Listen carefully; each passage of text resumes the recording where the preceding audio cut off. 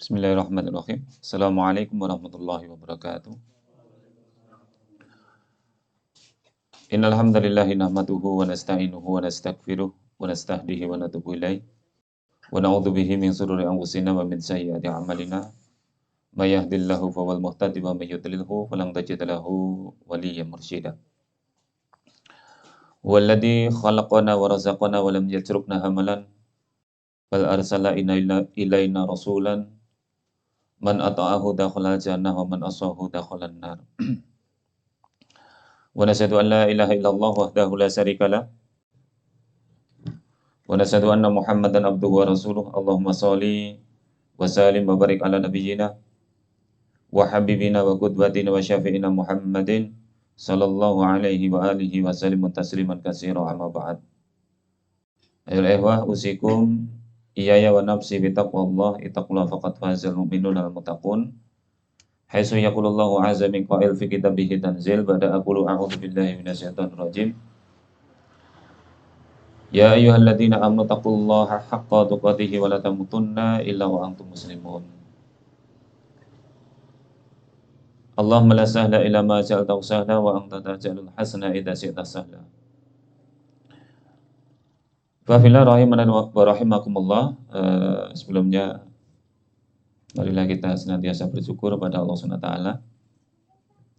Pada kesempatan malam hari ini kita masih diperkenankan untuk bertemu kembali di majelis ilmu rutin malam Sabtu dalam keadaan sehat walafiat, tidak kurang satu apa. Berikutnya salam dan salawat mudah-mudahan senantiasa tercurah pada qudwah kita Rasulullah Muhammad SAW, keluarganya, sahabatnya, para tabi'in, atba'u tabi'in, dan seluruh kaum muslimin yang mengikuti milahnya, mudah-mudahan termasuk kita sekalian. Tidak terasa ini sudah penghujung di bulan Sya'ban. Perlu kita muhasabah pada diri kita masing-masing ya, untuk mempersiapkan datangnya bulan Ramadan. Tentunya kita sambut dengan pertama adalah bahagia, ini utamanya. Karena Nabi SAW bersabda, man faragha bi dukhul Ramadan kharamahullahu jasadahu 'alan niran. Barang siapa yang bahagia, senang ketemu dengan masuk di bulan Ramadan, maka Allah haramkan jasadnya dari api neraka. Tentunya tidak modal senang tok ya, cuman senang karena apa? Senang karena kita akan memasuki bulan yang Allah rahmati, bulan yang Allah berkahi, dan ampunan Allah dimudahkan di bulan itu. Bismillahirrahmanirrahim. Kemudian yang berikutnya kita lanjutkan kajian kita di bulan yang lalu ya, yaitu masih di permasalahan fikih muamalah ya, tambahnya maliyah ya, karena yang paling banyak umumnya itu.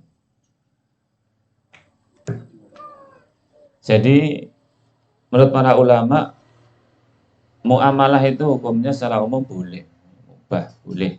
Secara umum muamalah itu boleh, karena kalau tidak ada muamalah ya tidak, maqasid syar'i itu tidak akan tercapai, tidak ada kemaslahan ini, tidak akan ada maslahat. Maka karena maslahat ya, maka muamalah itu hukumnya mubah, itu boleh. Gitu. Jadi selama tidak mengandung 3 unsur kemarin yang sebutkan, 3 unsur, maka hukumnya boleh. Unsur apa saja? Pertama adalah dolim atau zulmu, dolim. Kemudian yang kedua adalah gharar. Kemudian yang ketiga adalah riba. Selama tidak kemasukan 3 unsur itu, maka secara umum muamalah itu hukumnya boleh. Cuman rinciannya jadi sangat luas. Ya, apa itu dolim, apa itu gharar, apa itu riba, itu apalagi di zaman modern seperti kita ini ya. Termasuk di zaman modern ini yang transaksi itu sudah sedemikian luas sekali. Apalagi sekarang sudah teknologi tinggi ya. Orang jual beli nggak seperti dulu ya, harus ketemu orangnya, sekarang enggak gitu. Jadi kita tinggal klik barang datang. Ini kan sudah berubah 180 derajat secara muamalah. Maka perlu diberikan atau dicarikan solusi hukumnya. Karena kalau tidak ada solusi hukumnya, ya orang akan akhirnya ngawur dalam bermuamalah. Karena dasarnya boleh ya semua boleh. Kadang-kadang terjadi dodem, kadang-kadang terjadi ada horornya, ada ribanya. Kemarin sudah saya sampaikan, yang pertama adalah tidak mengandung unsur dolim. Dolim pada siapa? Yang pertama adalah dolim kepada Allah Subhanahu Wa Taala. Jadi harta kita itu harta yang halal, yang sah, yang berkah kalau kita nikmati. Salah satunya adalah terbebas dari unsur dolim. Dolim kepada Allah Subhanahu Wa Taala yang pertama. Kenapa kita dolim kepada Allah Subhanahu Wa Taala? Karena hak-haknya Allah tidak kita keluarkan. Apa haknya Allah, yaitu zakat, ya disebutkan. Kita sudah bahas permasalahan untuk zakat. Namanya di zakatul mal. Zakat fitri juga sama. Zakat mal. Maka kalau di malam Sabtu sudah ngaji Tazkiyatun Nufus ya. Tazkiyatun Nufus itu zakat itu disebut zakat itu karena apa? Karena bi ikhraji haqqullah ta'ala. Karena dengan dikeluarkannya haknya Allah Subhanahu Wa Taala, sehingga jadi bersih gitu. Ya. Jadi bersih, zakat bersih. Kan itu artinya bersih. Karena sudah dikeluarkan haknya Allah Subhanahu Wa Taala. Oleh karenanya penting sekali ya di masyarakat kaum muslimin sendiri ini, urusan zakat mal ini masih tidak diperhatikan. Padahal kalau zakat ini diperhatikan, itu sebenarnya merupakan tulang punggung perekonomian umat.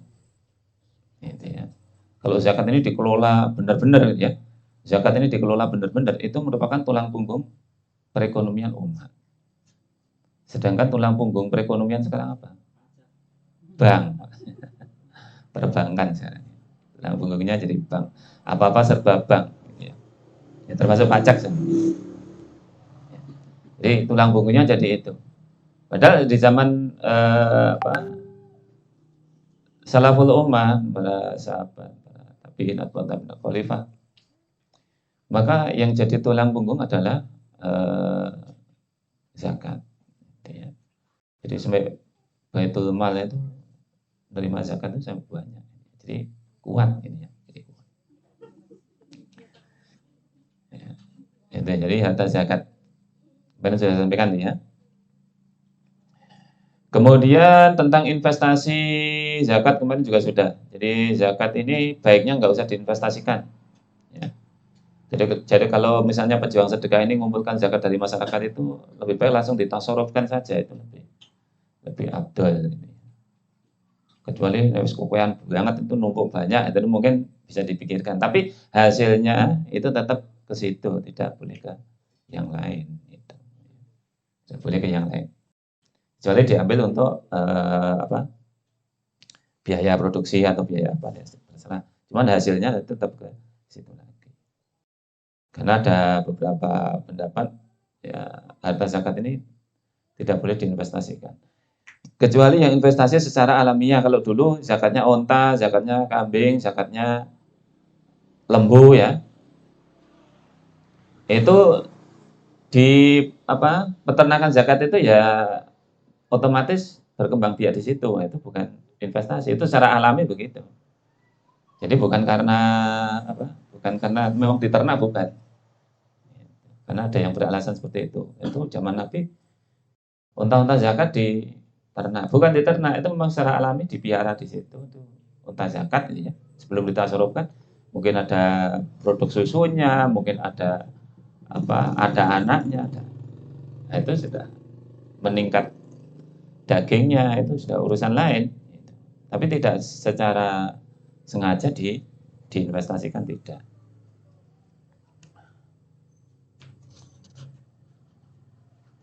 Ya ini kalau bisa di pejuang sedekah ini mempelopori untuk untuk zakat yang sesuai dengan syar'i ya. Jadi seluruh rakyat ini kan banyak orang-orang kaya kalau saya lihat ya. Banyak ini orang-orang kaya. Yang secara kalau dilihat nisabnya mungkin sudah banyak yang masuk. Banyak yang masuk. Tinggal bagaimana menggugah semangat umat ini untuk berzakat. Pertama juga harus disadarkan dulu. Jadi zakat ini bukan untuk siapa-siapa, untuk dirinya sendiri. Ini kepentingannya sendiri. Gitu. Kita hanya membantu saja untuk mentasarufkan. Itu. Ya. Jadi untuk kepentingannya sendiri sebenarnya kebutuhan muzakinya itu sendiri. Kebutuhannya dia. Supaya tadi hartanya jadi harta yang halal. Gitu ya. Hartanya jadi harta yang halal.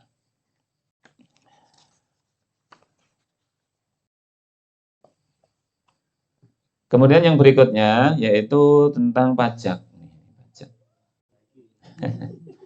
Tentang pajak. Ada zakat sudah. Bagaimana harta yang didapat dari pajak? Soalnya pegawai pajak ini kan ya, prestis ya, kalau di masyarakat kan pegawai pajak. Kemudian pandangan Islam bagaimana untuk urusan pajak ini? Sejarahnya pajak itu sebenarnya sebelum Islam ada pajak. Tapi begitu Islam Rasulullah SAW itu berkuasa itu kemudian pajak itu dihapus, tidak ada lagi. Yang ada adalah zakat. Pajak tidak ada. Ya. Jadi kalau di zaman modern ini bahkan hampir seluruh negara-negara Islam juga mengut pajak, meskipun modelnya beda-beda. Saya yakin Saudi pun juga ada pajaknya. Saudi Saudi sendiri sudah enggak begitu murni. Ya syariatnya Islam ya, cuman penerapannya banyak sekulernya juga.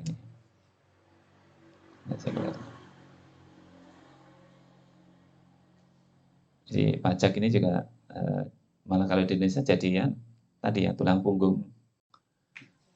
Iya tulang punggung apa istilahnya? Berdirinya bangsa malah jadi pajak.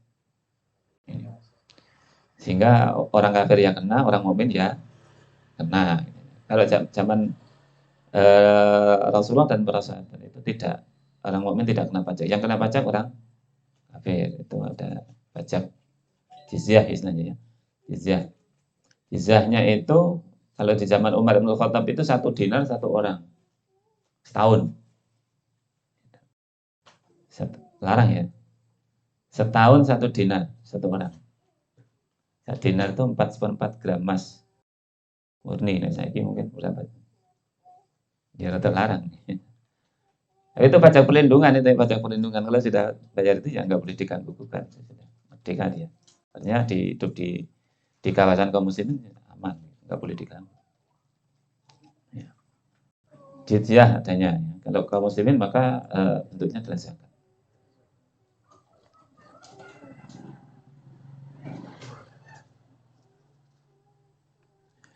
Berkenaan dengan ini ada hadis yang menarik sekali ini tentang kisah wanita Gomidiyah ini ya, yang dirajam karena dia berzina ini. Maka ketika itu kan Khalid itu merajam balang watu, ya.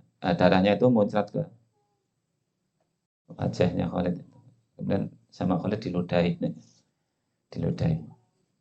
Maka Nabi mengatakan mahlan ya Khalid, sabar ya Khalid. Sabar ya Khalid. Fawallati nafsi biyadihi, maka demi yang jiwaku ada di tangannya. Laqad tabat taubatan lau tabaha sahibul muksi lahu firallahu. Sabar wahai Khalid. Demi yang jiwaku ada di tangannya, demi Allah. Sungguh ya, dia telah bertobat dengan satu tobat yang apabila sahibul muksi itu penarik pajak. Yang seandainya penarik pajak tobat kayak tobatnya dia, ghufirallahu, maka diampuni. Ini menunjukkan, di satu sisi menunjukkan betapa dosa besarnya ya penarik pajak. Jadi nanti anak aja cita-cita di sekolah kene jurusan perpajakan. Perpajakan. Ya ditokai ya, cuman kan di dunia. Resikonya besar. Terbukti saiki Sekarang ini kan yang masalah di perpajakan. Anaknya duga-duga. Kemarin kasus duga-duga perpajakan. Yang kedua perbankan yang ngono, perbankan juga gitu. Duga-duga. Kalau perbankan ya duga ya. Kemudian banyak yang masalah di psikologis. Kebetulan saya punya kakak ngajar di SLB Autis di Tangerang. Itu dia menceritakan itu anak-anak autis itu bukan anak-anak orang-orang miskin. Rata-rata anak-anak orang kaya. Rata-rata anak-anak orang kaya dan kebanyakan adalah pegawai bank. Kebanyakan itu pegawai bank. Bisa 80% pegawai bank. Dan itu sesuai dengan dalil, itu dalilnya kan ada. Di orang apa? Makan riba itu kan kayak orang mabuk. Kayak orang edan lah istilahnya. Ternyata nurun di anaknya. Jadi begitu yang kena. Karena anaknya ya makannya dari situ. Jadi autis nggak bisa terkontrol. Jadi polanya orang enak wis. Itu, ya. Maka penting sekali ya urusan pajak. Ya karena kita jadi warga negara, gelem ra gelem ya pajak, motor pajak, apa pajak kan gitu. Gelem ra gelem ini. Nek wani pajak. Ya itu tadi, tapi kita harus tahu hukumnya, masalahnya itu. Harus tahu hukumnya. Jadi ancaman Rasulullah SAW itu menunjukkan bahwasanya sohibul muksi atau penarik pajak itu dosanya besar sekali. Dosanya besar sekali. Bahkan Nabi mengatakan dalam satu hadis, di sini didoibkan oleh Al-Albani, wallahu alam ya, riwayat Abu Dawud dan Ahmad. La yadkhulul jannah sohibul muksi, tidak akan masuk surga penarik pajak. Ngeri ya. Tidak akan masuk surga penarik pajak.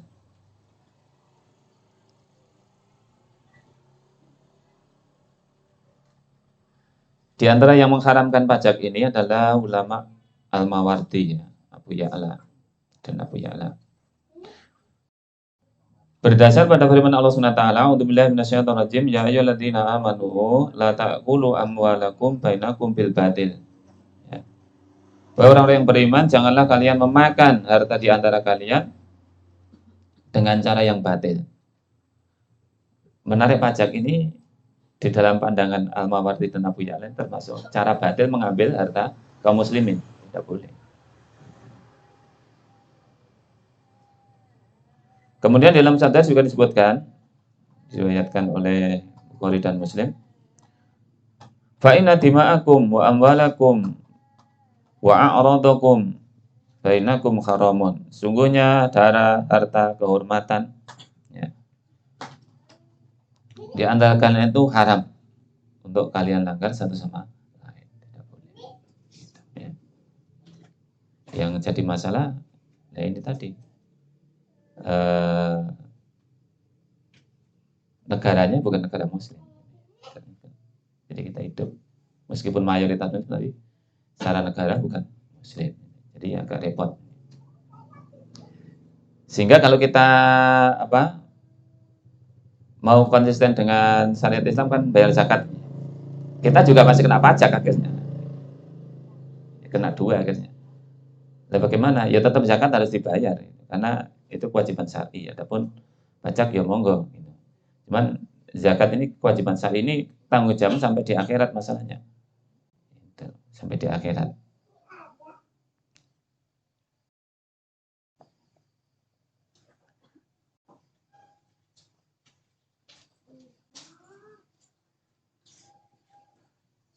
Kemudian sebenarnya boleh apa tidak kalau di zaman modern ini lah. Sekarang kalau tidak dibiayai dengan pajak terus duit dari mana?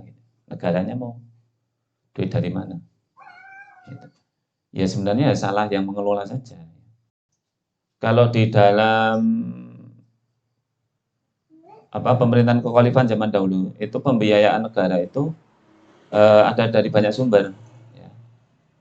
Banyak sumber, termasuk ada kalau ya ghanimah ada ghanimah ya, antara rampasan perang ada. Mungkin dari kharaj. Kharaj itu adalah tanah kaum muslimin yang dikerjakan oleh orang, digarap uang tanah kaum muslimin. Contohnya lagi ya BUMN gitu, tambang gitu. Itu ya. Terus kehutanan itu yang untuk membiayai. Di Indonesia itu kan sebenarnya kalau mau dikelola dengan sebaik-baiknya itu turah gitu. Turah. Dulu mungkin sudah pernah saya sampaikan ya, kalau hasil hutan Indonesia itu dizakati, diambil zakatnya saja bukan pajak, zakatnya saja 10%. Itu cukup untuk membiayai pendidikan dari PAUD sampai perguruan tinggi gratis. Hasil itu hutan Indonesia itu.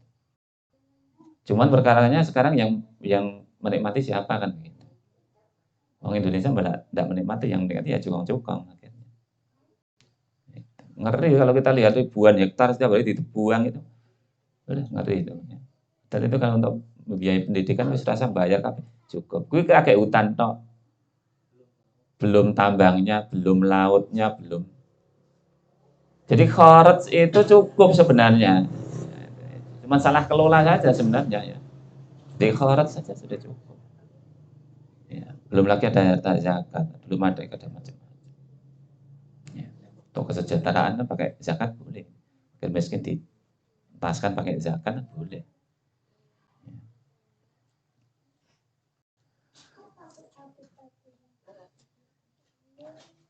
Maka juga ada yang memperbolehkan ya, tapi memperbolehkan zakat pun itu ada syarat-syaratnya. Yang pertama syarat dibolehkan zakat itu, ini menurut Ibnu Taimiyah dan sebagian madzhab Hanafi. Pertama ada hajat, ya, ada kebutuhan negara yang mendesak, misalnya negara dalam kondisi perang misalnya, ya, bisa tarik pajak untuk pembiayaan misalnya. Ada hajat. Kemudian yang kedua, pemasukan negara dari jizyah dan kharaj berkurang atau tidak mencukupi. Ya. Tambangnya bangkrut atau apa kena musibah atau apa misalnya. Nah, negara ini kas baitul mal kosong. Nah, itu baru bisa narik pajak. Dibenarkan. Kenapa? Ya karena pemerintahan harus tetap jalan, nggak boleh berhenti. Kemudian harus berdasar dengan keputusan ahlul ahli wa akdi. Hali wal akdi. Para tokoh ulama ini. Karena yang mempertimbangkan ini wis darurat atau durung itu nanti hali wal akdi. Ulama. Kemudian yang keempat syaratnya adalah harus ditarik dengan cara yang adil, tidak menekan, tidak membebani rakyat terlalu berat. Sekarang apa-apa dipajaki, ya kan? Sekarang apa yang tidak dipajaki? Semuanya dipajaki. Gitu. Sekarang jangan mau tuturan online juga pajak juga ada pajaknya. Semua kan langsung ditarik. Tuturan yang Shopee, yang semuanya sudah tarik pajak. Gitu ya.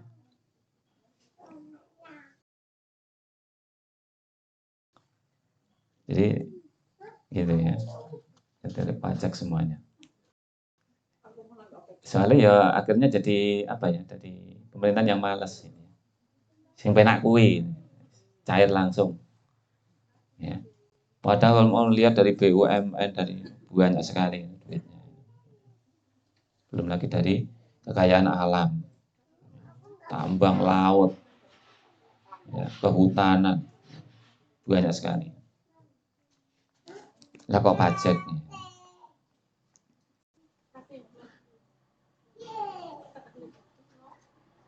Kemudian pendistribusian pajak tidak boleh untuk hal-hal yang mewah. Artinya kalau mau narik pajak ya untuk kebutuhan pokok saja. Kalau sudah tercukupi ya sudah. Dan tidak bersifat permanen, artinya pajak terus, tidak tahun, tidak. Gitu ya. Pajak tidak bersifat permanen, tapi sementara. Kalau sudah hajatnya sudah selesai maka dihentikan.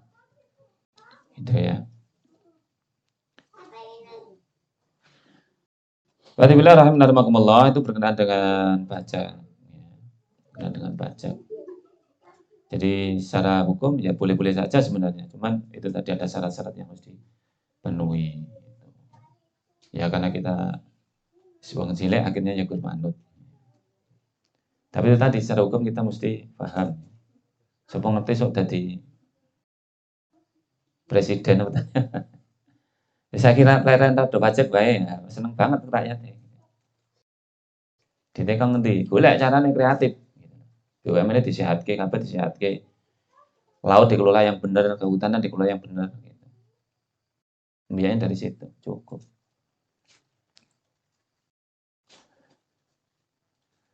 Itu berkenaan ke apa? Zalim ya. Kemudian yang berikutnya adalah kezaliman terhadap orang tertentu. Kezaliman terhadap orang tertentu.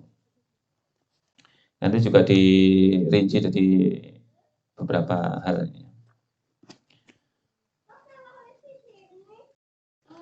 Misalnya apa bentuk kezaliman terhadap orang tertentu, yaitu membeli atau menjual barang dengan cara terpaksa, misalnya. Jual beli dengan cara terpaksa, atau menjual sesuatu yang najis atau diharamkan. Dodol kucing itu ora.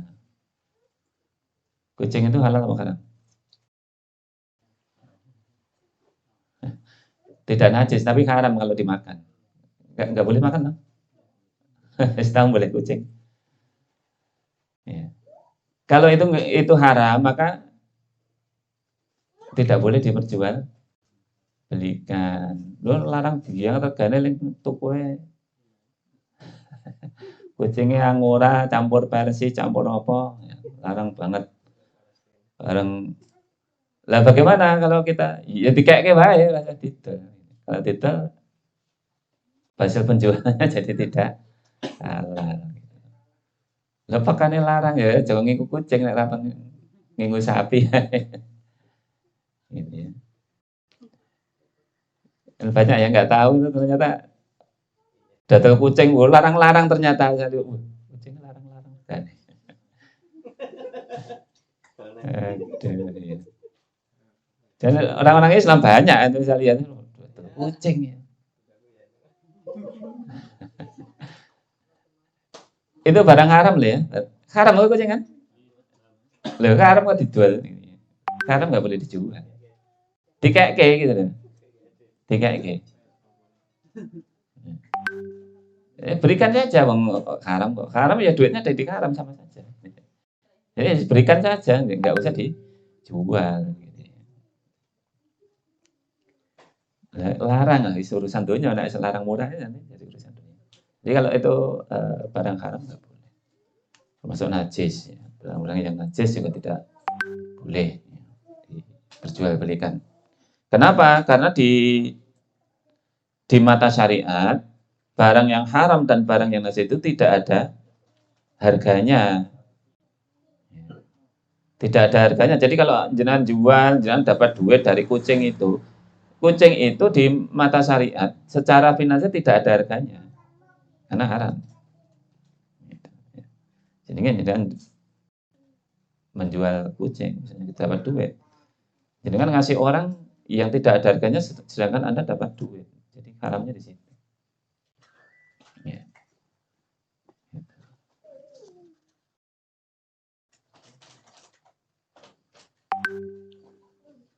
Jadi tidak boleh ya kalau barang-barang yang diharamkan hewan itu terutama ya. Jual kucing. Nek jual beli anjing kayaknya wis paham. Nek kucing ora paham. Padahal ya statusnya sama wong padha harame kok. Cuman nek anjing najis, haram plus najis. Nek kucing enggak najis cuman haram. Ya sama, enggak boleh. Nek waktu kuwi wis kekno wae. Angora apik, wis apa kok kekno nek memang itu dijaluk wis kasihkan aja. Biar dipelihara.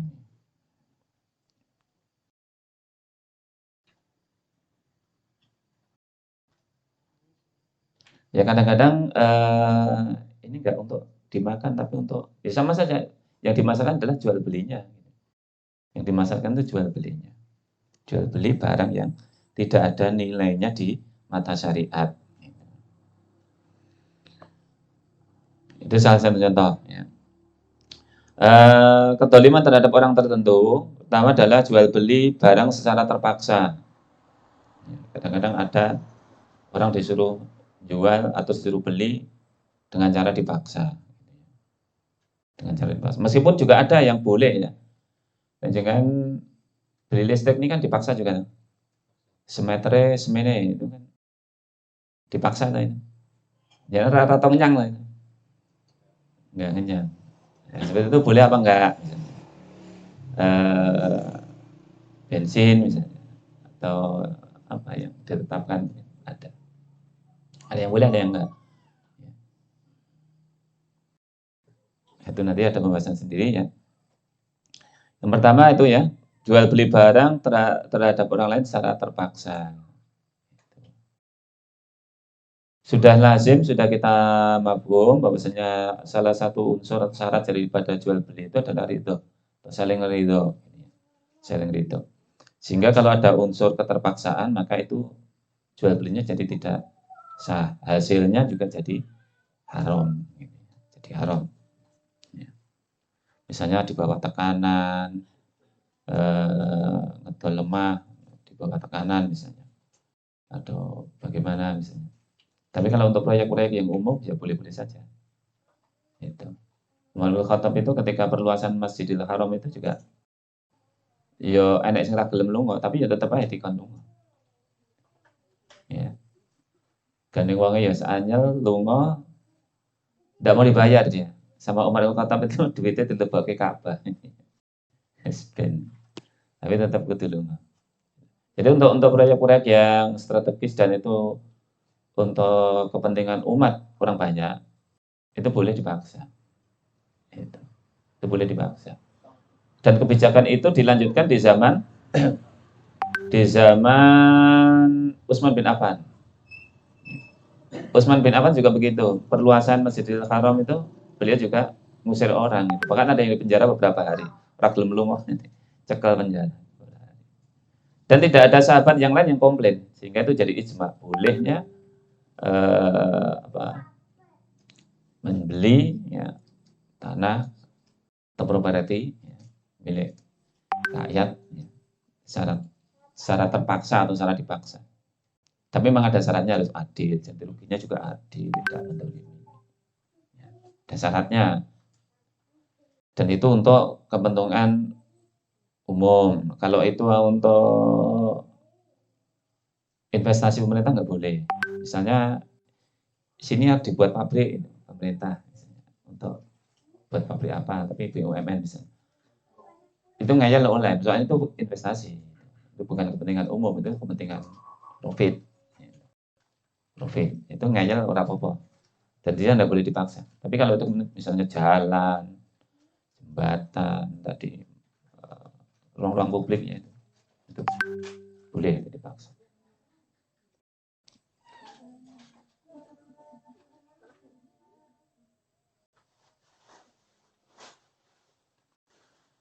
Dalilnya di dalam surah An-Nisa ayat 29. A'udzubillahi minasyaitonir rajim. Ya ayyuhalladzina amanu la ta'kulu amwalakum bainakum bil batil illa an takuna tijaratan an taradin minkum. Wahai orang yang beriman, janganlah engkau memakan harta di antara kalian dengan cara batil, kecuali dengan cara perdagangan yang saling ridho.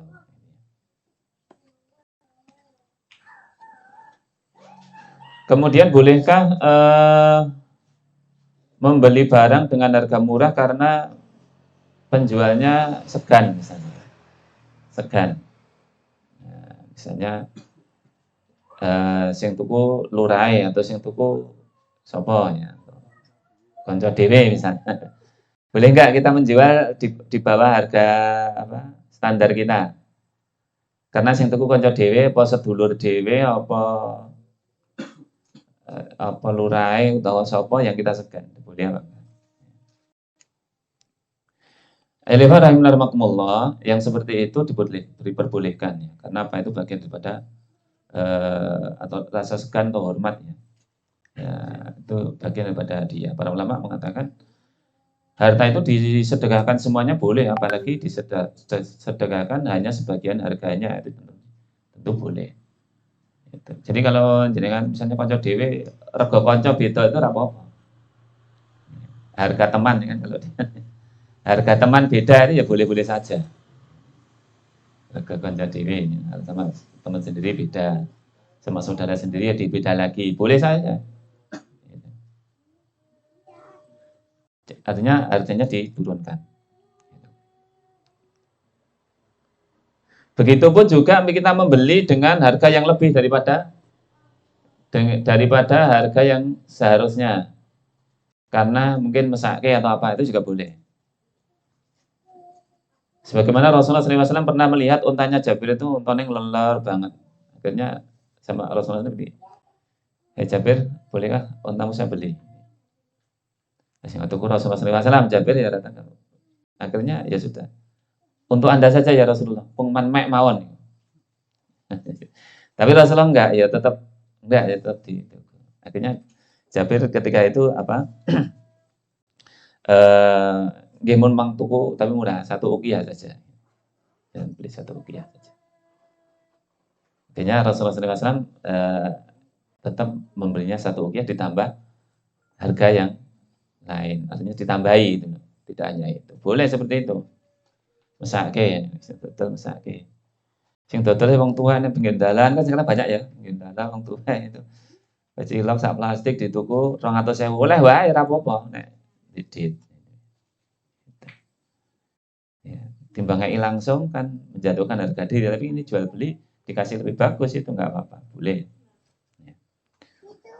Yang penting saling ridho, ini tidak terpaksa, tidak terpaksa.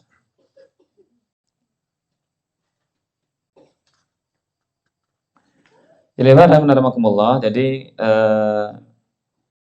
kalau kasusnya seperti itu diperbolehkan ya, meskipun harganya jadi lebih murah atau harganya jadi lebih mahal, karena unsurnya seperti itu boleh, karena itu masih saling ridho, tidak terpaksa. Bagaimana kalau misalnya penjualnya karena butuh duit, ini yang banyak kasus. Meski tukunan aku kayak butuh duit ini, aslinya semuanya tukunan semuanya ini motorku, jadi ini 10 juta payu sekarang gue, gandeng aku butuh duit 5 juta baik. Nah, seperti itu boleh apa enggak? Ini kan terpaksa ini ya. Bisa anak pakai loro, bisa petan sih. Akhirnya banding harga, dijual dengan harga yang murah misalnya.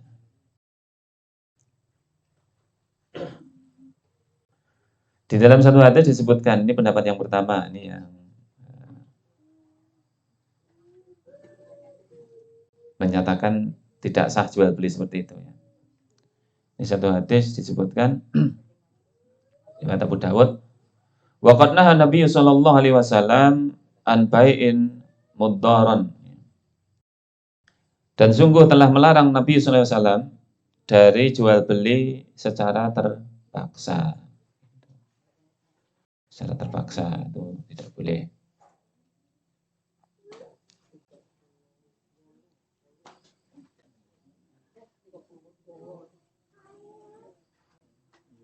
Maksudnya itu gini. Kemudian Imam Ahmad itu menjelaskan, yang dimaksud Nabi itu ada orang datang pun terdesak, dia bawa barang yang seharusnya harganya 20 dinar, tapi disuruh beli 10 dinar. Ya, maksudnya seperti itu. Yang kebanyakan terjadi kan seperti itu. Jadi harga umumnya sekian, tapi karena butuh duit dibanding harga separuh nih. Ya, separuh nih. Tapi ada yang menyatakan bahwasanya hadis ini dhaif, alam. Tapi untuk ikhtiyat ya, kalau kita melihat orang terdesak dan kita mampu, ya aja dituku murah-murah lah, yang dibeli terlalu murah. Kemudian yang kedua, pendapat yang kedua, ini merupakan mayoritas ulama, ternyata boleh, ternyata membolehkan. Kenapa membolehkan? Karena hakikatnya kita sudah membantu orang tersebut. Kena rana wong tuku ya saya mesake gitu ya. Nek rana wong tuku. Ya. Rana wong tuku saya mesake. Ini pernah terjadi di zaman Nabi SAW. yaitu ketika setelah terjadinya perang Khandaq kalau nggak salah ya.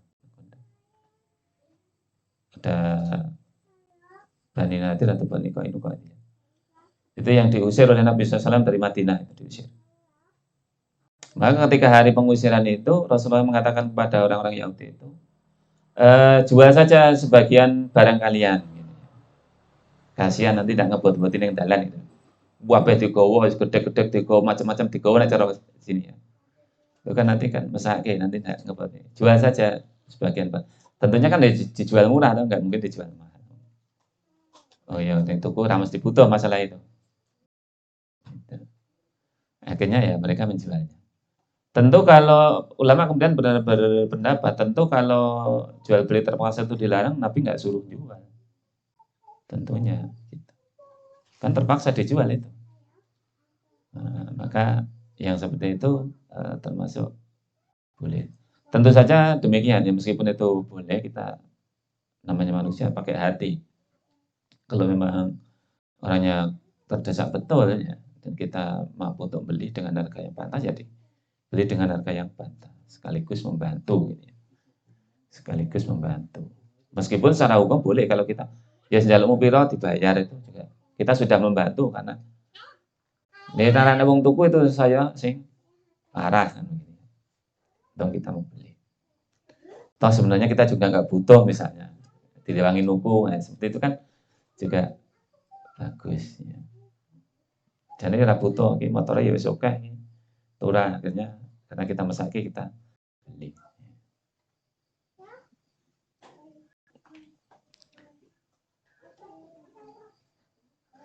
Kemudian yang berikutnya termasuk jual beli terpaksa yang diperbolehkan itu adalah barang-barang sitaan misalnya ya. Jaminan, borek ya. Ya, itu juga boleh. Sertifikat nggak jaminan, iso nyaur misalnya. Ya sudah dijual, ya mau nggak mau ya dijual. Nah, terpaksa itu. Jual itu juga boleh. Kemudian barang sitaan persidangan atau hakim kan di sini ya. Sitaan itu juga boleh. Terpaksa juga kan disita. Nah, itu juga boleh.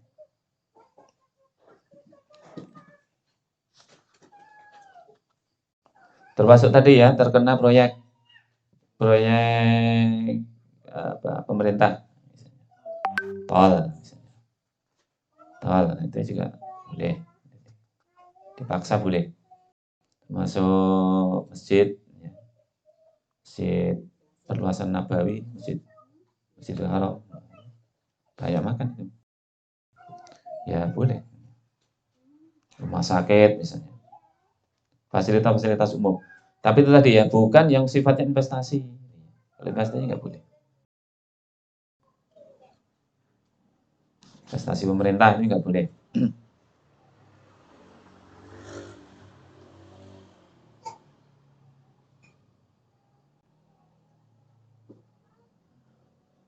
Nah, kemudian yang berikutnya adalah akad atau akad izan atau izan. Izan itu tadi yang saya sebutkan. Ini juga baik terpaksa ya, baik motor. Jadi jual beli secara terpaksa. Yang transaksinya dikenal dengan tadi ya, baik izan. Gitu. Seperti kita beli listrik, kuota, ini kan sudah ditetapkan harganya, kita nggak bisa nganyang, nggak bisa nawar. Gitu. Itu sah apa nggak jual belinya? Sah. Jual belinya itu adalah sah. Dalam hal ini kan pelanggan tidak bisa menawar sama sekali. Kita beli listrik 1 meter sekian ya sekian, gitu. Nggak bisa kurang. Gitu. Kenapa itu dianggap sah? Ya karena sesungguhnya hakikatnya itu nggak ada paksaan. Jadi kan orang nyalur listrik kan tidak apa-apa. Kan nggak ada paksaan. Kecuali kalau dipaksa. Kita nggak beli kuota nggak apa-apa. Kalau beli, kalau mau ya silakan beli, kalau enggak ya enggak. Tapi harganya segitu kan gitu. Ya. Pasang listrik, pasang telepon, ya, sama seperti itu. kemudian bensin, ya, sudah ditetapkan harganya semua sekian. Dipaksa kita punya dipaksa dengan beli dengan harga segitu. Harganya dipaksa, cuman kita beli apa enggak ya tidak dipaksa. Ya, tidak dipaksa. Maka itu juga boleh. Cuman memang ada syaratnya bahwasanya akad izan itu adalah harus adil, ya. Tidak mendolimi, adil.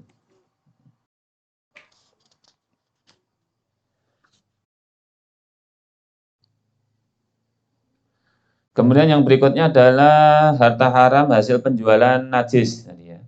Najis. Akhirnya rahimahumullah, kalau di kota-kota besar itu masalah tinja, ya, masalah kotoran manusia itu sudah jadi masalah, gitu, ya. Ini masalah. Kemudian di beberapa daerah itu sudah ada usaha untuk pengolahan, jual jadi pupuk, ya. Jual jadi pupuk, soalnya itu juga repot. Setiap hari produksinya banyak sekali, ya. Itu kalau nggak ada penanganannya. Akhirnya ada yang inisiatif untuk dirubah jadi pupuk. Memang pupuknya bagus sekali kalau untuk tanaman. Tapi kan perlu ditinjau hukumnya, itu boleh apa enggak, karena itu najis. Gitu. Nanti kalau misalnya untuk pupuk padi, kemudian jadi beras, itu jadi beras najis apa enggak? Ini kan perlu dicarikan. Ya, termasuk tadi untuk pakan lelenya jadi najis apa enggak? Gitu. Kalau dijual bagaimana, sah apa enggak?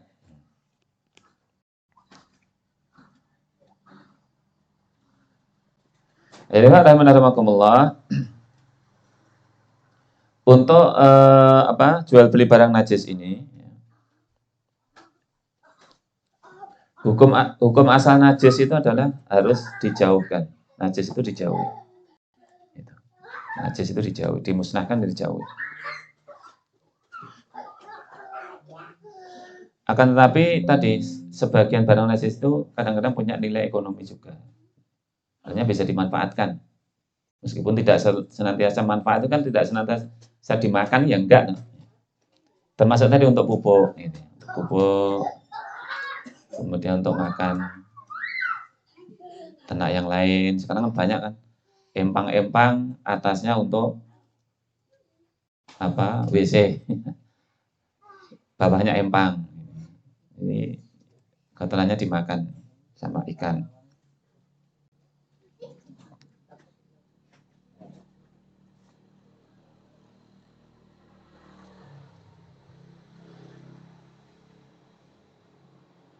Jadi untuk penjualannya maka itu tetap haram. Ya. Maka untuk penjualannya itu adalah tetap haram. Seperti tadi kucing itu tidak najis tapi itu haram. Anjing jelas, babi jelas, ya, najis, maka itu haram. Kemudian kotoran, kalau kotoran ayam gimana? Ini banyak ternak ayam. Kotorannya kan dijual juga. Dijual. Nah, itu halal apa enggak?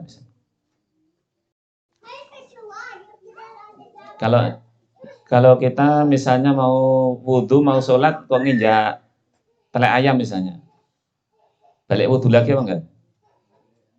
Wudhu lagi. Kalau di madhab Syafi'iyah itu tidak najis, tidak najis. Berarti sholat gue telek, ya diwisoi maksudnya. Ya diwisoi. Tapi orang wudhu meneh itu loh maksudnya, itu orang perlu wudhu meneh. Dan itu jumhur ulama, itu kebanyakan ulama, yang mayoritas ulama itu binatang-binatang yang halal dagingnya itu kotorannya tidak najis. Tidak najis itu bukan berarti tidak kotor, ya kotor wong jenenge kotoran. Kotoran ya kotor. Cuman najis apa enggak? Najis itu kan nanti mempengaruhi hukum. Nah, jenengan kena misalnya kubah gitu. ini wudhu lagi apa enggak gitu loh. Kena telek itu gimana maksudnya? Enggak usah wudhu lagi, ya sudah dicuci saja, enggak usah wudhu lagi. Yang penting itu dibersihkan. Ya coba mlebu masjid sikile kubat telek ya aja pehra najis ya jangan nganggone kancane. Tapi tetap dibersihkan, tapi enggak perlu mengulangi wudhu karena wudhunya enggak batal. Hanya kotor saja. Maka kalau kotoran ayam diperjualbelikan ya monggo saja, karena itu tidak najis. Menurut jumhur kalau mau ngambil pendapat yang najis ya monggo, ada juga yang menajiskan juga ada, cuman tidak kuat.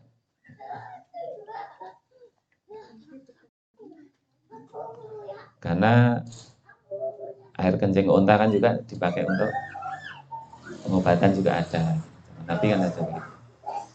Dikiaskan dari situ, nah kemudian ulama berapa binatang-binatang yang halal dagingnya itu kotorannya tidak najis kotorannya.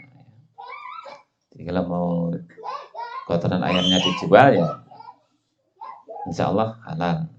Apa-apa. Tapi kalau barang-barang yang jelas najis tadi ya, pengolahan tinja kemudian di packing dijual itu tidak boleh, tetap tidak boleh. Ya bagaimana? Ya harus kayak gitu. Ya, harus cuma diberikan saja. Kalau ngambil biaya pengolahan bagaimana? Boleh kalau hanya sekedar mengambil biaya pengolahan, tapi tidak biaya barangnya, karena itu nggak ada nilainya. Nggak boleh. Sekedar biaya untuk operasionalnya itu boleh. Yo transportasinya, yo tenaga pengolahnya itu boleh, sekedar biaya itu.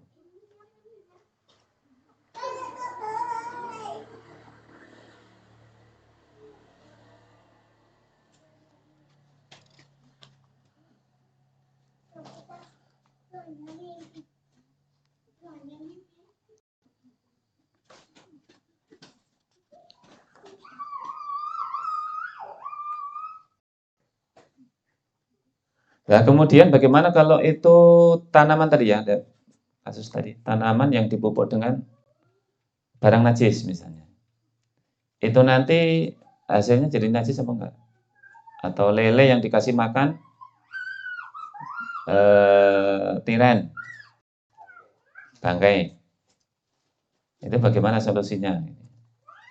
Gimana solusinya? Yang pertama kalau kasusnya seperti pohon tadi ya, atau tanaman yang dikasih pupuk dari barang najis, itu halal apa enggak? Halal apa enggak? Menurut para ulama, kalau sesuatu itu sudah berubah wujud secara sempurna, maka yang diambil hukumnya adalah hukum wujud yang terakhir. Gitu. Sebagaimana cuka itu dahulu cuka itu berasal dari minuman keras. Jadi cuka itu asalnya itu dari apa namanya? Kalau tua ya, kalau di sini mungkin tua. Sejenis minuman keras kalau dulu produksi cuka itu di zaman Nabi. Cuka itu asalnya dari minuman keras. Dari khomer. Khomer diolah lagi, difermentasi lagi, jadi kecut, jadi cuka. Kalau cuka nggak mabuk, tapi kalau tua mabuk. Maka bagaimana hukum cuka yang asalnya dari tua yang memabukkan itu, dari khomer yang memabukkan itu? Cuka halal, gitu. Cuka halal. Karena sudah tidak ada sifat-sifatnya khomer. Ya sudah memabukkan, baunya juga sudah lain, sudah beda. Gitu. Maka dari situ dikiaskan, termasuk misalnya kalau misalnya tanaman kemudian dipupuk dengan pupuk dari kotoran tadi, kotoran yang najis tadi, dari tinja tadi. Ya. Itu kita yakin hasil produksinya sudah tidak ada sifat daripada pupuknya tadi. Kecuali naik cik mambu ya, mambunya kok cik kayak kotorannya ya, itu mungkin masalah. Tapi kalau sudah terurai sempurna, gue mau tomat ya ora eneng sifat-sifatnya belas. Jadi padi juga nggak ada masalahnya, baunya sudah beda sama sekali. Ya. Insya itu juga halal, nggak masalah. Ya, masalah. Kemudian kalau tadi untuk hewan ya, hewan yang dikasih makan tadi najis atau haram, ya. Maka itu nanti menjadi kalau di dalam itu menjadi jalalah. Ya. Jadi hewan jalalah, hewan yang dikasih makan bangkai atau barang najis, jalalah. Madzhab Hambali hewan jalannya itu haram, madzhab Hambali. Karena tercemar najis. Madzhab Hambali. Demikian pun kalau dijual maka haram dijual. Ini kalau madzhabnya madzhab Hambali. Kemudian kalau di madzhab Hanafi dan Syafi'i hewan jalalah itu halal. Ya monggo mau ambil yang mana. Padahal kalau apa tuh? Kebanyakan saya nggak tahu kalau dari sini kan juga lelenya setoran tapi atau produksi ini sendiri kayaknya orang setoran kan Tulungagung atau pusat-pusatnya ya, Tulungagung atau Blitar yang paling banyak ya, kebanyakan kolam-kolam lele besar itu ya dekat dengan peternakan ayam dan itu sudah mabuk jadi ayam-ayam yang mati itu giling langsung cemplung ke kolam. Ini pakanannya tidak. Jadi nanti por atau pelletnya itu cuma untuk starter saja. Lepas itu sudah kuat makan daging ya sudah daging terus. Ayamnya mati. Maka itu jadi hewannya jadi hewan jalalah. Jalalah. Termasuk dikasih makan tinja sama ya, jalalah.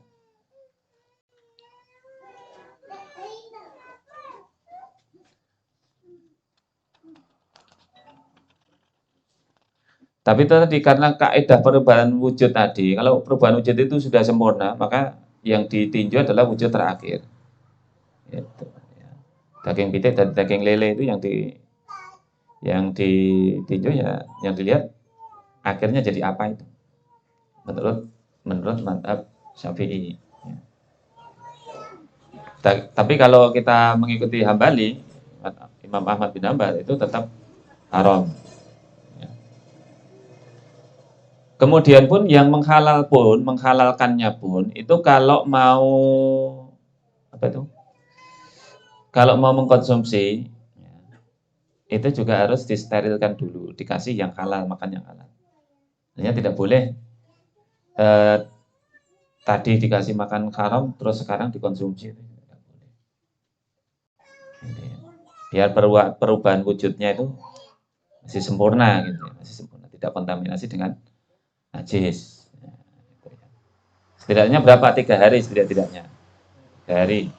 Karantina 3 hari. Dikasih air yang bersih, dikasih makan yang halal, ya, baru bisa dikonsumsi.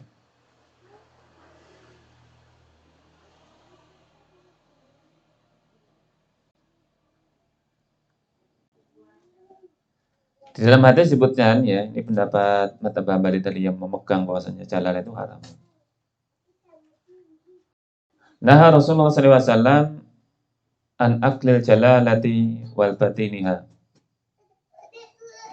Bahwasanya Rasulullah SAW melarang makan hewan jalalah wa albaniya dan susunya. Meminum susunya. Makan dagingnya nggak boleh, minum susunya nggak boleh. Hewan-hewan yang dikasih makan najis ya, itu tidak boleh kan.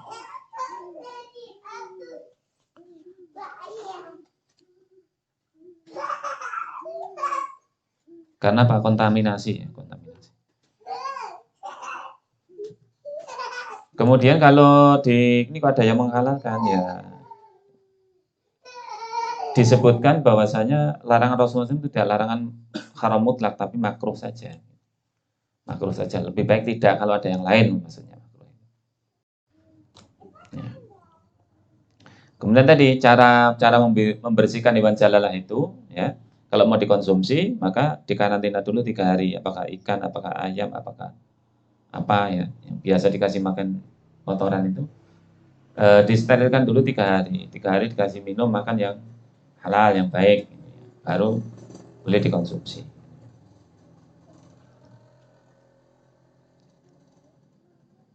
Itu untuk yang jenis kecil ya, jenis ikan, ayam. Tapi kalau yang jenis-jenis besar itu tidak cukup 3 hari. Tidak cukup 3 hari. Bisa 40 hari atau berapa lama kalau yang hewan-hewan besar itu. Karena sistem perencanaannya kan juga beda. Kali masuk ya 3 hari belum keluar. Bisa seminggu atau berapa. Pokoknya lebih lama.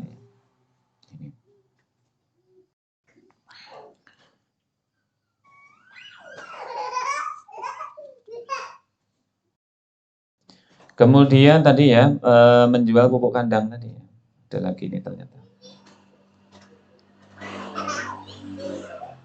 Disebutkan para ulama sepakat bahwa kotoran hewan yang dagingnya tidak halal dimakan adalah najis. Kotoran anjing, kotoran. Pokoknya hewan yang tidak halal dimakan itu kotorannya najis. Maka kalau memperjualbelikan juga haram. Adapun untuk hewan yang dagingnya itu halal dimakan, seperti ayam, sapi, kerbau, ini ada perbedaan pendapat. Untuk madhab Hanafi dan Syafi'i, Hanafi dan Syafi'i ini menajiskan malahnya. Jadi kalau madhab Syafi'i itu kena telek itu wudhu, kena telek wudhu. Madhab Syafi'i. Kalau Maliki dan Hambali tidak. Jadi Hanafi dan Syafi'i kotoran hewan itu najis, termasuk yang halal. Hewan ternak.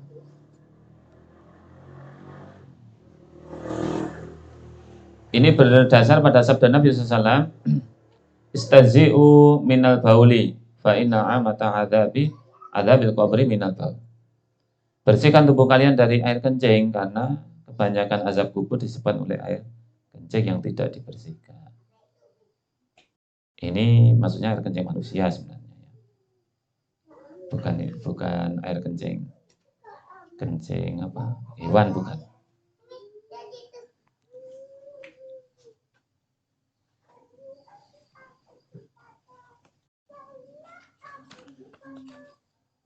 Jadi kalau saya cenderungnya ke Hambali dan Maliki ya, biasanya yang tidak, yang halal dagingnya itu kotorannya tidak najis ya, boleh diperjualbelikan.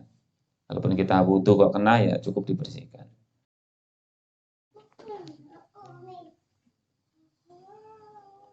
Dalilnya adalah ini ada dalilnya. Pendapat yang membolehkan atau menghalalkan atau tidak najis. Qatima unasu min ukuli au urainah. Sekelompok orang dari Bani Ukal atau Urainah datang ke Madinah. Fa'amarahumun Nabi sallallahu alaihi wasallam biliqahi. Kemudian Nabi SAW memerintahkan mereka agar unta zakat yang memiliki susu banyak untuk diperah. Wa yasrabu min abwaliha wa albaniha. Kemudian mereka diperintahkan untuk meminum air kencing beserta air susu unta. Jadi ceritanya ada orang dari Bani Ukal dan Urainah itu datang ke Madinah. Sampai di Madinah itu sakit ceritanya. Oleh Nabi SAW kemudian memerintahkan diperahkan susu unta campur air kencingnya, diminumkan dan sembuh. Gitu, dan sembuh. Nah itu kemudian menjadi dasar bahwasanya kotoran termasuk air kencing, kotorannya hewan-hewan yang halal dagingnya itu tidak najis. Kalaupun najis mesti tidak disuruh untuk apa berobat dengan itu kalau najis.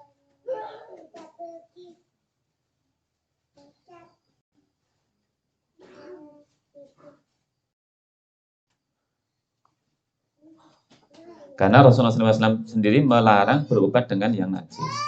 Inna wa anzala da'a wa dawa'a. Sesungguhnya Allah itu menurunkan penyakit dan juga obat. Wa ja'ala likulli da'in dawa'an. Dan sesungguhnya bagi tiap-tiap penyakit itu ada obatnya. Fatadawau wala tadawau bi haram. Dan berobatlah, tapi jangan berobat dengan yang haram.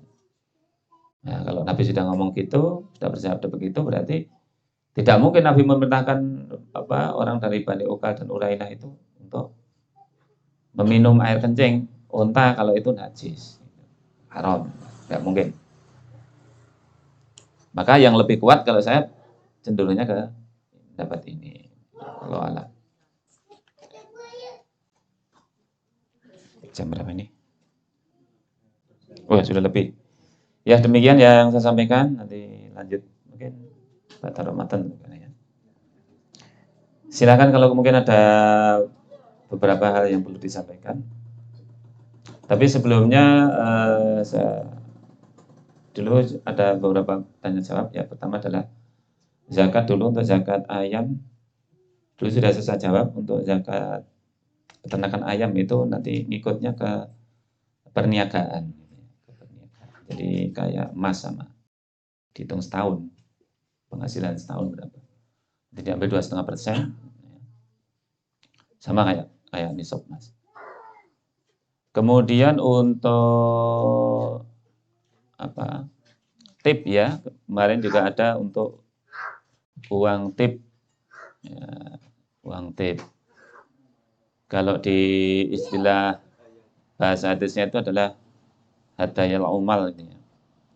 Hadiah itu dari kata hadiah. Al-umal itu dari kata amil. Hadiah untuk pegawai.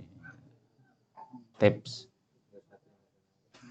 Secara umum tip itu dilarang secara umum. Tapi kalau itu wujudnya bentuk terima kasih bagaimana? Misalnya. Kemarin ada contohnya tukang angkat misalnya dikasih. Ya kalau sekedar itu nggak masalah. Kalau yang di hadis Nabi itu adalah hadis tentang Ibnu Lutbiyah itu ya.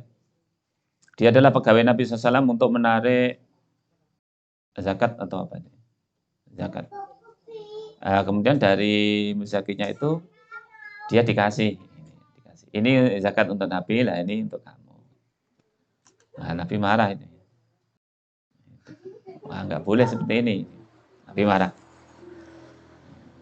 Karena apa? Ibnu Lutbiyah itu ketika disuruh itu sudah dibayar itu, ya, artinya sudah tugas itu sudah ada kompensasinya. Sedangkan dia dapat lagi dari yang ditarik lah itu nggak boleh. Itu nggak boleh. Kemudian kebanyakan sabda Nabi SAW kebanyakan daripada ada umal itu adalah gulul. Itu adalah bentuk khianat. Utamanya itu adalah kalau itu pegawai pemerintah lah. Karena itu menjurusnya kepada riswan, suap. Bagaimana kalau umum? Karena secara umum itu sekarang juga sudah apa ya? Ya jadi kurir saja kalau datang ke tempat kita turah mangatus ya segawon, Mas. Boleh nggak seperti itu? Ya boleh-boleh saja kalau cuma seperti itu. Boleh-boleh saja. Ya kan kurir-kurir COD-an itu kan. Kita turah mangatus ya rada jaluk yes. Gonen gue melaku. Ya nggak apa-apa kalau cuma urusan seperti itu. Kemudian juga misalnya kemarin apa tip lagi? Oh sopir, sopir bis yang ngambil ke. Sebenarnya itu kalau hanya sekedar uang terima kasih dan tidak ada hubungannya dengan harga transaksi itu juga nggak apa-apa. Cuman kebanyakan sekarang yang terjadi itu akhirnya itu jadi kebiasaan dan yang dirugikan konsumen karena harganya jadi tinggi. Ya, harga-harga di pariwisata kan tinggi-tinggi. Toko oleh-oleh pariwisata kan. Ya, entah wajar enggak saya enggak tahu tapi keluhannya masyarakat jadi tinggi. Bisa jadi itu apakah itu biaya yang tip supir itu masuk ke biaya HPP atau enggak? Jadi harga pokok penjualan. Jadi termasuk biaya apa nantinya? Angel yang jeneng gitu. Biaya promosi atau biaya apa ini mungkin dimasukkan ke situ. Sebenarnya kalau hanya sekedar terima kasih nggak penumpang banyak ke sini ya sah-sah saja. Masalah. Cuman itu tadi kalau itu nanti mempengaruhi daripada harga barang itu ya jadi konsumen yang rugi. Soalnya numpak bis harus tuku ngendi ya dituku kono ya tuku kono. Ya mungkin tuku yang lain. Akhirnya ya jadi terpaksa juga. Gitu. Gak masalah sebenarnya kalau hanya ini tanpa ada apa itu, tanpa ada pembicaraan sebelumnya kemudian dikasih terima kasih. Ini sudah untung banyak dikasih. Ya nggak masalah. Kalau alam suhab, silakan kalau mungkin ada yang perlu disampaikan. Kalau bisa ya saya jawab. Monggo Mas Heru. Ini akeh itu. Ini baru kucing ini.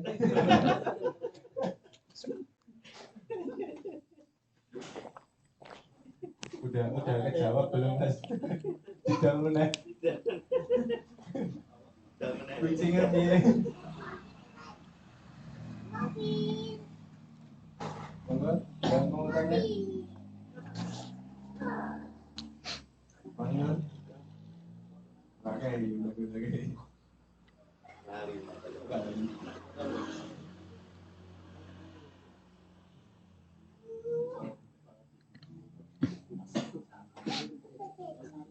Oh, Mas Ali. Monggo Mas. Assalamualaikum warahmatullahi wabarakatuh. Waalaikumsalam warahmatullahi wabarakatuh. Ini saya mau tanya tentang hukumnya apa? Dan tata caranya syirkah, ya hasil syirkah itu bagaimana itu ya? Sama satu lagi husnul wafa. Husnul wafa. Husnul wafa. Ya, terima kasih. Untuk sirkahnya modelnya gimana Pak? Bagi hasil. Ya maksudnya yang bagi hasil bagaimana kan banyak. 50-50 tadinya. Tapi pihak Pemodal ikut terjun juga, boleh nggak itu ya? Modal dalam arti si A si B itu punya modal, tapi ya si B ini dia bertakat dan bisa membantu si A ini ikut terjun langsung, tapi dia mendapatkan gaji juga plus sebagai penanam modal juga. ya boleh. Kalau untuk usul Bapak Bentar, untuk yang tadi ya, sirkah itu pada dasarnya enggak masalah boleh. Sirkah yang masalah itu kalau di kampung-kampung itu gadoh. Gadoh sirkah juga toh? Gadoh itu kan sirkah, tapi itu sirkah masalah kalau menurut saya. Iya kambing sapi banyak kan di kampung-kampung gadoh. Karena tidak ada kejelasan bagi pekerja. Yang gadoh kan pekerja. Tidak ada kejelasan. Itu nanti masuknya di gharar. Karena nanti di bab gharar ada itu. Gharar. Jadi spekulasi. Bagi yang gaduh kan spekulasi. Lek mana ya.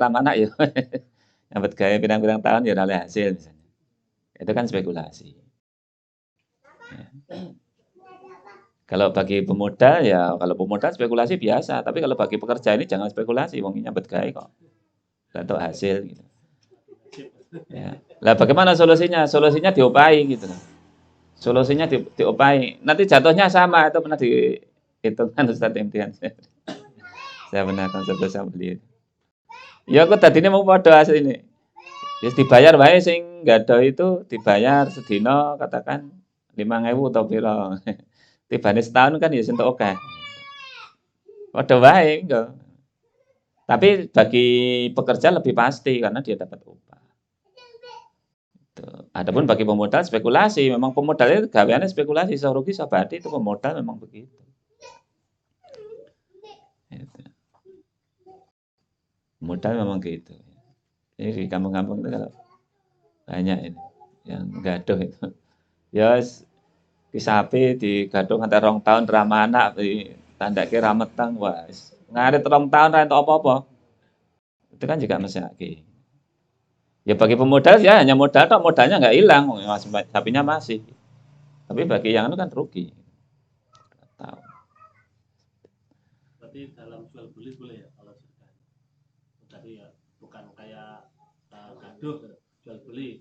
Jadi sama temen itu sama-sama join, terus ya jual melakukan apa dagang itu loh, bagi hasil itu. Tapi pemodal ikut terjun juga, nah satunya tidak, cuma menerima hasil aja gitu. Ya, bisa. Kalau Husnul Wafa kasusnya gimana Mas? Saya kurang paham. Minjamkan uang, tapi si akadnya tetap sama. Dia minjam 10 juta, balik 10 juta di akad awal. Tapi karena bentuk terima kasih menambahkan uang, ini kan terima kasih saya. Oh itu Gimana? boleh. Jadi di akadnya di awal, bukan di akhir itu. Awalnya 10 juta tetap 10 juta gitu. Boleh. Jadi kalau riba itu adalah apa? Tambahan ya, tambahan daripada apa yang dipinjam. Baik tambahan itu berupa duit atau berupa apapun, itu kalau itu berupa tambahan itu jadi riba. Dan disepakati di awal. Kalau itu tidak disepakati tidak masalah. Sepakatnya nanti 10 juta balik 10 juta. Tapi di akhir setelah pelunasan karena bentuk terima kasih dikasih, itu boleh. Termasuk boleh. Tapi itu tadi catatannya, ngasihnya itu kalau sudah selesai, tidak boleh di tengah jalan. Tidak boleh di tengah jalan. Kalau di tengah jalan nggak boleh. Misalnya baru dapat 6 kali angsur, kita ngasih tambahan, itu tidak boleh. Ngasihnya kalau sudah selesai, kita lunasi, ya inilah tanda terima kasih, kita tambah berapa, itu boleh. Boleh seperti itu. Allah bisa.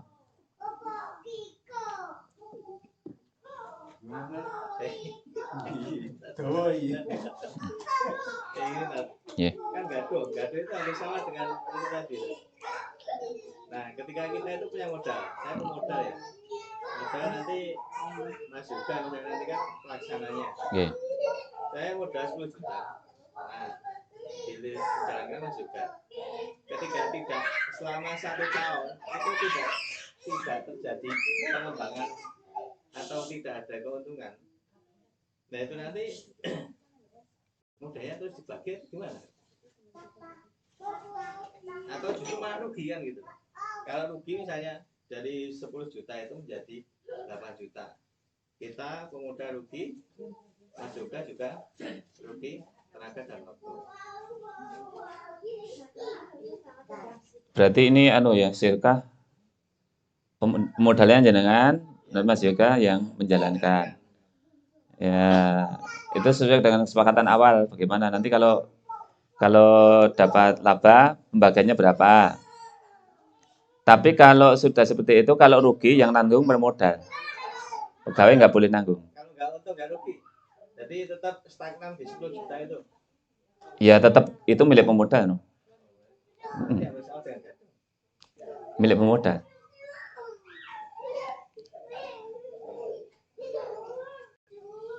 Iya itu milik pemodal. Berarti hampir sama dengan gaduh. Ini dijalankannya di apa? Misalnya di bisnis apa? Karena nanti lain juga ya? Lain. Bisnis selain lain. Gaduh itu. Lain. Permodalan kalau itu kan? Iya. Ada permodalan. Lain hukum. Kalau memang dijalankan usaha roti misalnya atau apa misalnya, dagang roti lagi, Ternyata di dalam jangka waktu sekian kok kita nggak tambah pemasukan. Ya nek jenenge dagang berarti rugi biasa. Cuman kalau buruh nggak boleh rugi. Buruh ini nggak boleh rugi. Kalau ini kan beda loh ya antara dagang dan buruh kan beda. Kalau wong gado kan istilahnya buruh itu bukan dagang dia. Kalau dijalankan di perdagangan ya berarti rugi biasa ya. Nasib nek rugi. Kan beda sektor. Kalau orang gado itu statusnya dia buruh akhirnya kan. Kerja terus itu kan. Hasilnya kan kerja dia.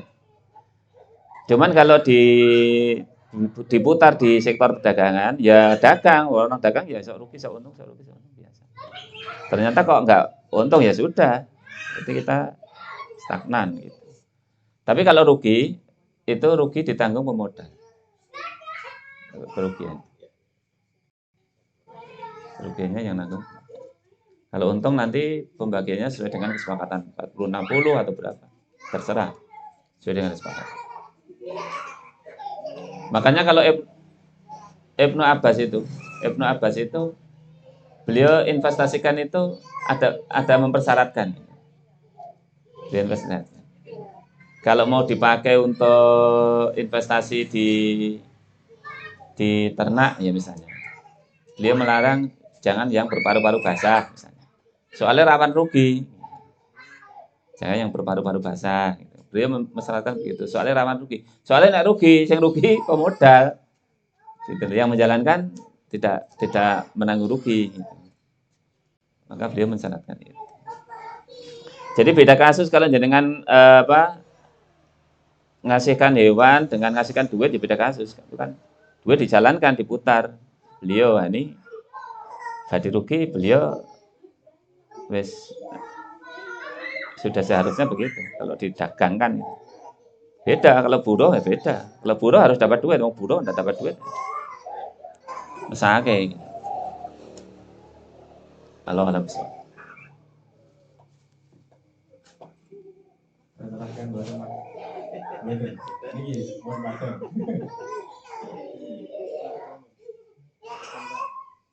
Mau tanya ya, ngomong masih ada waktu sampai besok. Sebelum minggu depan kita off karena Ramadan ya. Nanti selama Ramadan kita bisa dulu ya. Nanti kita dulu nanti kembali lagi di Sawal, toko habis Sawal. Biasanya Sawal itu kegiatannya agak kegiatannya banyak. Udah? Oke. Mungkin cukup sekian ya kita tutup. Saya tutup dulu. Mungkin itu yang saya sampaikan. Jazakallah. Kurang dalam lebihnya saya mohon maaf. Qul qawliyatan astaghfirullah lakum wa muslimin hadana wa iyyakum ajma'in. Assalamualaikum warahmatullahi wabarakatuh.